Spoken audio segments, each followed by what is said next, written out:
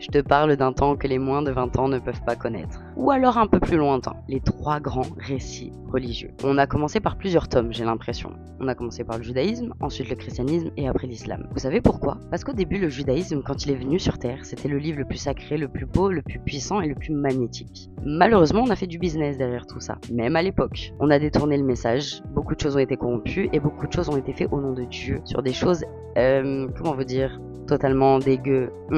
Voilà. Donc il a fallu mettre un deuxième tome. On a créé le christianisme. Malheureusement, rebelote, la même histoire. On finit par l'islam et encore rebelote, la même histoire. Ce qui est intéressant, c'est que les guerres sont nées de ces religions. En gros, le business a fait que on se tire les pattes pour dire qu'on a la vérité absolue, qu'on détient tout le pouvoir sur ce monde, comme si on était nous-mêmes le créateur.